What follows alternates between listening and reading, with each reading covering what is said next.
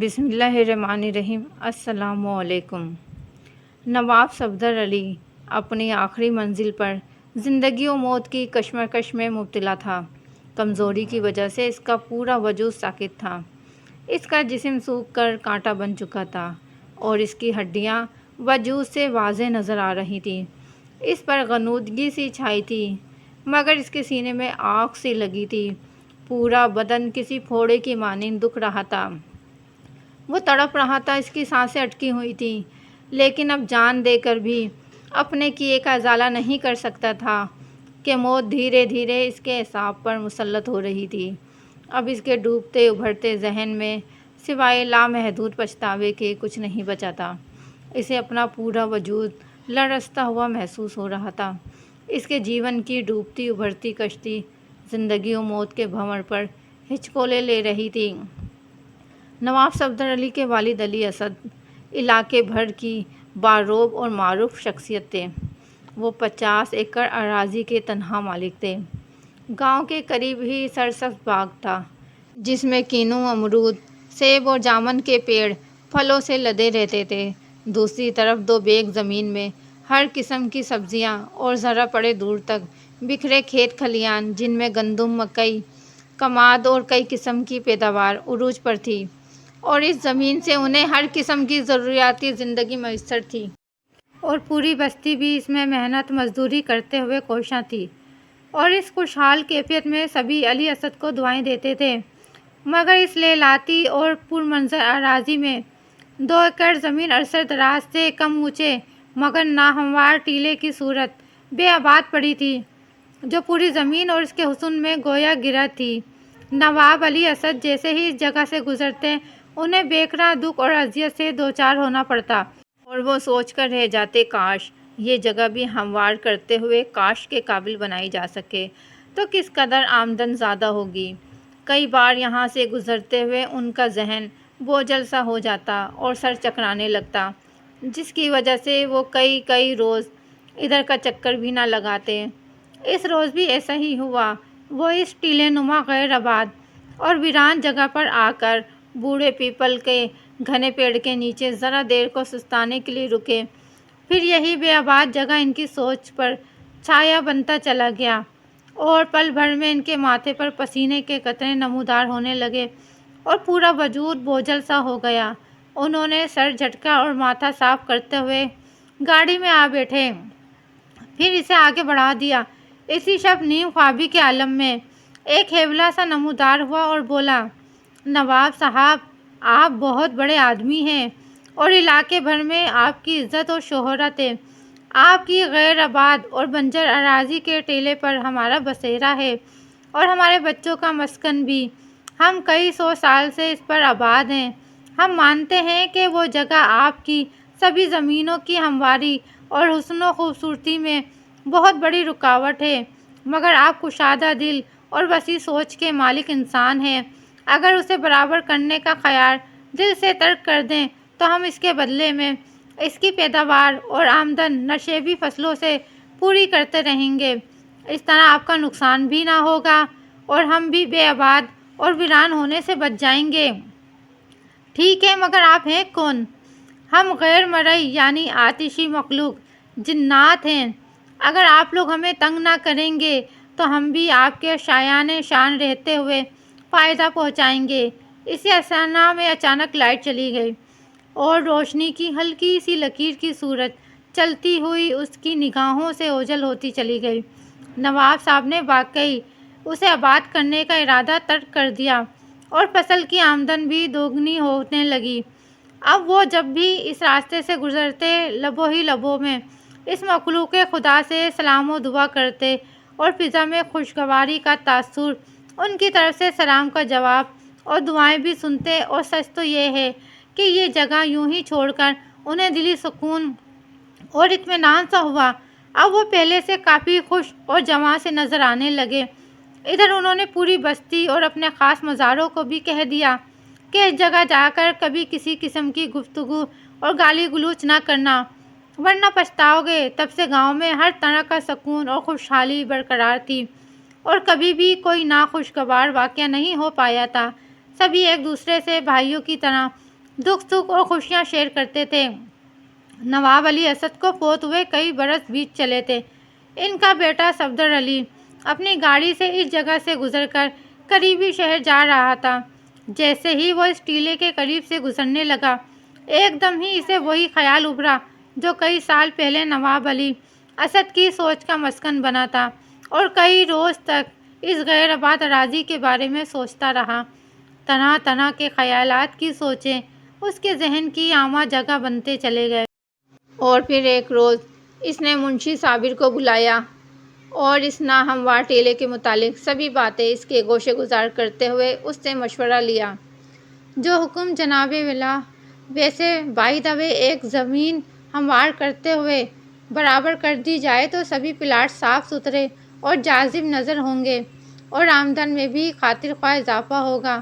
تو پھر صفدر علی نے اسے مزید کوریدا: حضور، 2 ٹریکٹر ہمارے پاس ہیں، ایک ساتھ کے زمیندار اکمل سے مانگ لیں گے، 50 سے زائد مزارع۔ یہ کام ایک دن میں نامکمل ہوا تو دوسرے روز ضرور ہو جائے گا۔ تم یوں کرو منشی، پورے گاؤں کو ہمارے منصوبے سے آگاہ کر دو، اور 2 دن بعد ہی ہم ٹیلہ ہموار کر دیں گے۔ اگر کوئی آدمی کام پر ہے تو وہ اس کام کو شام تک مکمل کر لے۔ اوکے جی۔ منشی اٹھ کر گاؤں والوں کو اطلاع کرنے چلا گیا۔ رات آدھی سے زیادہ گزر چکی تھی۔ نواب صاحب ڈیرے سے اٹھ کر اپنی خوابگاہ میں آئے۔ ابھی وہ سونے کی کوشش میں تھے اور بیڈ پر بیٹھ بھی نہ پائے تھے کہ دروازے پر ہلکی سی دستک ہوئی۔ کون؟ وہ ایک دم ہی اٹھ کھڑے ہوئے اور تجسس سے پوچھا۔ اتنی دیر میں پھر سے دروازہ زور زور سے بجنے لگا۔ بھائی کون ہے؟ کھولتا ہوں، ذرا صبر سے کام لو۔ اور پھر جیسے ہی انہوں نے دروازہ کھولا، سامنے دیو ہیکل شخص لال انگارہ آنکھوں سے انہیں گھور رہا تھا۔ پھر وہ لمبے لمبے ڈگ بھرتا ہوا اندر چلا آیا۔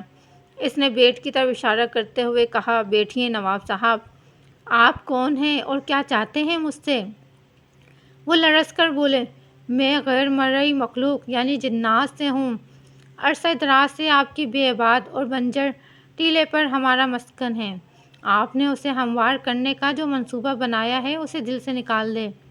20 سال قبل تمہارے بزرگوں نے بھی یہ سوچا تھا، مگر ہم نے ارد گرد کی کاشت سے اس کی آمدن دینے کا نہ صرف وعدہ کیا تھا بلکہ آج تک دگنا کر رہے ہیں، جس سے وہ راضی ہو کر خاموش ہو گئے تھے۔ آپ دیکھ نہیں رہے، دوسری زمینوں سے گندم 40 من فی ایکڑ ہو رہی ہے اور ٹیلے کے آس پاس 70-80 من اوسط ہو رہی ہے۔ سنو نواب صاحب، اگر ٹیلہ آباد کرنے کا ارادہ ترک کر دو تو اس میں تمہارے اور پورے گاؤں کی بھلائی ہے، اور اگر تم نے فرسودہ خواب و خیال سے باز نہ آئے تو بہت بڑا نقصان اٹھاؤ گے جس کے تم خود ذمہ دار ہوں گے۔ جس طرح تم اور تمہارے گاؤں والے پرسکون زندگی گزار رہے ہیں، اسی طرح یہ جگہ ہماری اور ہمارے بچوں کی وجہ سے آباد ہے، اور کسی کو بے آباد کرنے والے کبھی سکھی ہرگز نہیں بسا کرتے۔ اسی لیے اپنی ناقص سوچ سے باز رہو، ورنہ دنیا کی کوئی طاقت تمہیں اپنے انجام سے نہیں بچا سکے گی۔ یہ کہہ کر وہ شخص کمرے سے نکلا اور فضا میں تحلیل ہو کر اس کی نگاہوں سے اوجھل ہو گیا۔ زندگی میں رونما ہونے والے بعض واقعات ایسے بھی ہوتے ہیں جنہیں نہ تو سائنس تسلیم کرتی ہے اور نہ ہی عقل۔ دنیا اور آخرت میں کامیابی کا انحصار صرف اس بات پر ہے کہ ہم کس حد تک احکام الہی پر عمل پیرا ہیں۔ اپنے کسی بھی غلط رویے اور منفی سوچ کو دلائل سے صحیح ثابت کر کے ہم خود کو فریب تو دے سکتے ہیں مگر کامیاب ہرگز نہیں ہو سکتے۔ نواب صفدر علی منشی کی آمد پر کچھ پریشان تھے۔ رات کا واقعہ انہوں نے اسے سنایا اور اپنے ارادے سے منع کرنا چاہا، مگر اس نے بجائے اس پر سوچ و بچار کرنے کے نواب صاحب کو آمادہ کر لیا کہ آپ صرف حکم دیں۔ جن بت کیا شے ہوتی ہے، انسان سبھی سے افضل اور اشرف المخلوقات ہے۔ ہم اپنی ہی زمین آباد کر رہے ہیں، کون سا کسی کی زمین پر اجارہ داری کرنا چاہتے ہیں۔ نواب صاحب نے ڈیرے پر مزاروں کی جوک در جوک آمد دیکھی، پھر ٹریکٹر، ہل، کرا، ٹرالہ بھی حکم پر تیار پائے۔ چند لمحوں بعد ان کے اشارے پر دھیرے دھیرے سبھی ٹیلے کی جانب بڑھنے لگے۔ پھر جیسے ہی 2 ٹریکٹروں سے ہال اور کرا چلایا گیا، خون کے فوارے سے ابلنے لگے اور ہر سو چیخوں کی بھیانک آوازیں آکاش کی بلندیوں تک پھیلنے لگیں۔ آن کی آن میں مغرب کی طرف سے لال آندھی کی صورت گرد و غبار ٹیلے کی طرف بڑھنے لگے اور جلد ہی آسمان کا رنگ لال ہوتا چلا گیا۔ ہر طرف گرد و غبار اور اندھیرا چھانے لگا۔ ہل چلانے والے ٹریکٹر کے پیچھے دونوں ٹائر زوردار دھماکوں سے پھٹ گئے اور ڈرائیور اچھل کر دور جا گرا۔ دوسرا ٹریکٹر الٹ کر کلا بازیاں کھاتا ہوا خشک پتوں کی طرح دوسری زمین کے گہرے کھال میں جا گرا۔ اس کی ٹنکی میں آگ لگنے سے وہ زوردار دھماکے سے پھٹ گئی اور دور دور تک آگ اور خون کی ہولی بکھرنے لگی۔ دھماکے کی خوفناک آواز سبھی مزاروں کو پریشان کرتی فضا میں تخلیل ہو کر پھیلنے لگی۔ کئی ایک بے ہوش ہو گئے، کچھ ٹریکٹروں کے نیچے اور کچھ آگ کی لپیٹ میں آ گئے۔ جو بچے تھے ان کے حوصلے پست ہو گئے، وہ اپنی کدالیں اور بیلچے وہیں چھوڑ کر بھاگ نکلے۔ ہمارے ہاتھ سے تم میں سے کوئی بھی نہیں بچ پائے گا، ہم تمہارا نام و نشان مٹا دیں گے۔ انسان کے بچے، تم نے ہمارے بچوں کا ناحق خون کیا ہے، ہم تمہارا خون پی لیں گے، تمہارے بچوں کو ذبح کر دیں گے۔ آوازیں اس قدر بھیانک اور کرکتی کہ ہر ذی روح کو ان سے خوف آنے لگا۔ سبھی کانپتے اور گڑگڑانے لگے اور کئی ایک بھاگتے ہوئے گر کر صدا کے لیے خاموش ہو گئے۔ کچھ لوگ اپنی یادداشتیں کھو بیٹھے اور عمر بھر کے لیے اذیتوں سے دوچار ہونے لگے۔ نواب صفدر علی کی پوری کوٹھی کسی زلزلے کی مانند متحرک تھی۔ عالی شان اور اپنی نوعیت کی منفرد یہ کوٹھی نواب اسد کے باپ نے نہ جانے کتنے سالوں میں روپے پانی کی طرح بہا کر مکمل کروائی تھی۔ پوری حویلی میں دراڑیں ہی دراڑیں اور گہری کھائیاں سی پڑیں اور سب سے اوپر والی منزل کے دونوں کمرے اور ٹینکی کی اینٹیں اڑ اڑ کر پورے گاؤں میں اس کے باسیوں کو زخمی کرنے لگی۔ کئی ایک کچے مکان منہدم ہو گئے، ہر طرف آہ و بکا اور قیامت صغریٰ برپا ہو گئی۔ نواب صاحب اس موجودہ صورتحال سے بھونچ کر رہ گئے اور پھر ان کے سامنے وہی دیوہوکل خونی بلا لمبے لمبے دانت نکالے رونما ہوئی۔ سن لو نواب صاحب، ہمارے منع کرنے کے باوجود تم نے ہمارے معصوم بچوں پر ہل چلا کر ان کا ناحق خون بہایا ہے۔ تمہیں ہماری طاقت کا اندازہ نہیں شاید، ہم تمہیں اور تمہاری پوری بستی کے باسیوں کو تباہ و برباد کر دیں گے۔ تم نے ہمارا مسکن اجاڑا ہے، ہم سے ہمارے بچے چھینے ہیں، ہماری ہستی بستی نگری بے آباد کی ہے۔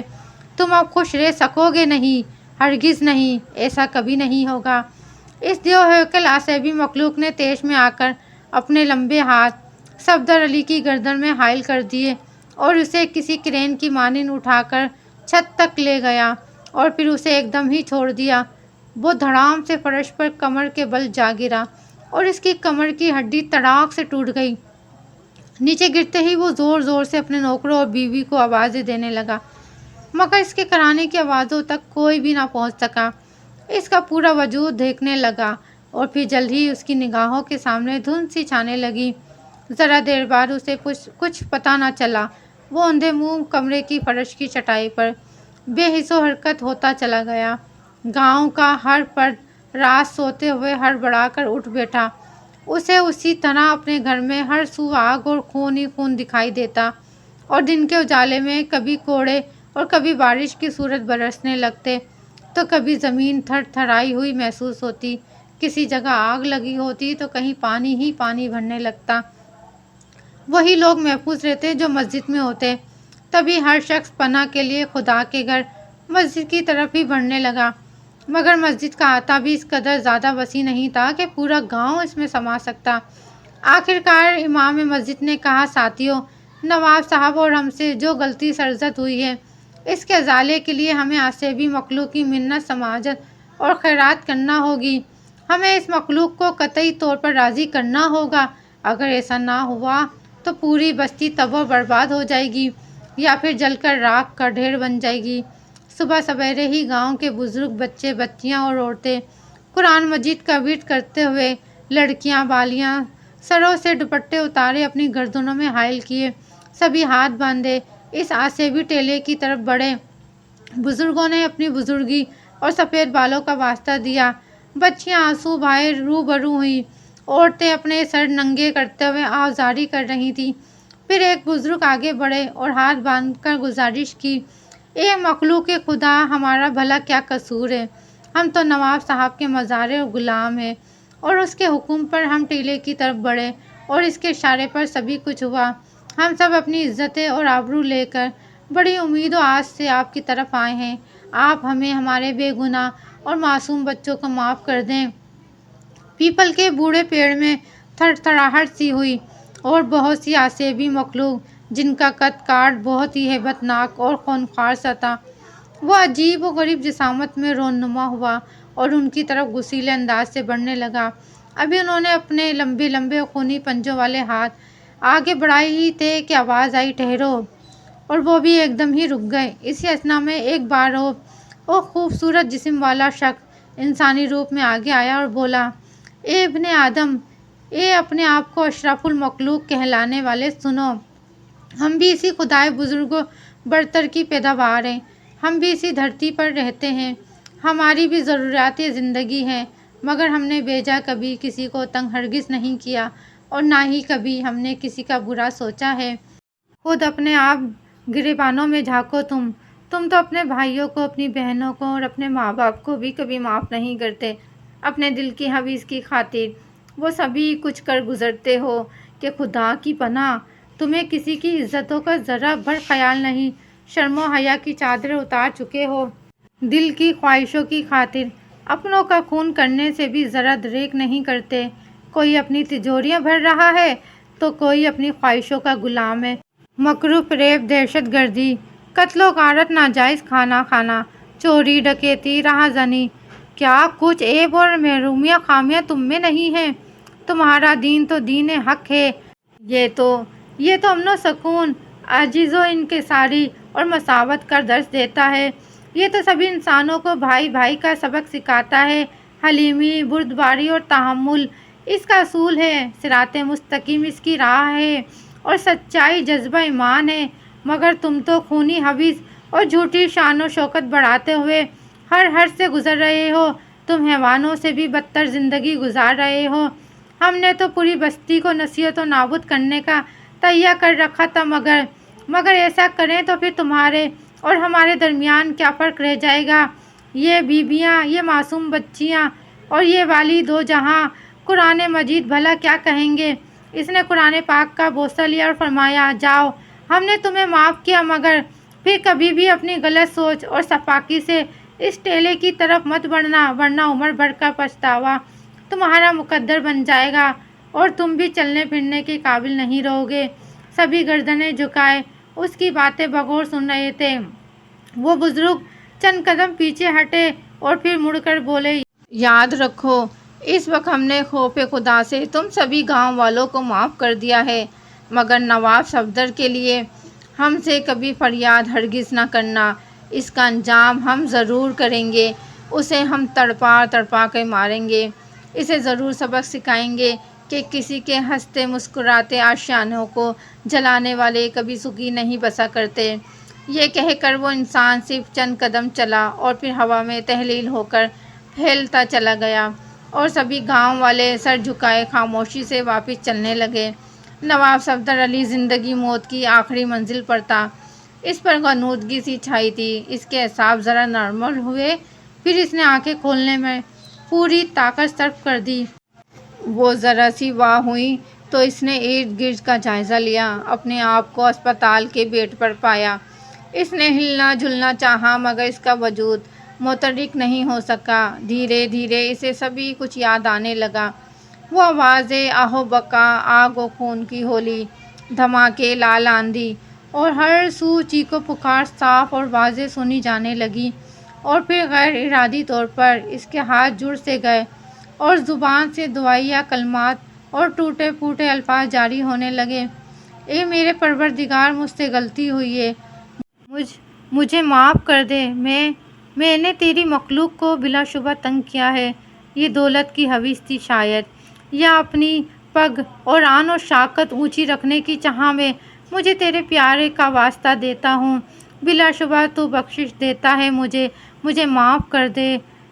ہاں ہاں کرواتے ہیں معاف تجھے، بہت سی آوازیں اسپتال کی وسیع و عریض بلڈنگ کے باہر اور اندر اس کمرے میں اسے سنائی دینے لگی، اور پھر یکدم ہی بہت بڑا ہجوم دروازے کے راستے اس تک بڑھنے لگا اور وہ اپنے آپ کو ہواؤں میں فضاؤں میں اوپر ہی اوپر بندھے ہاتھ پاؤں سے یوں ہی تیرتا ہوا محسوس کرنے لگا۔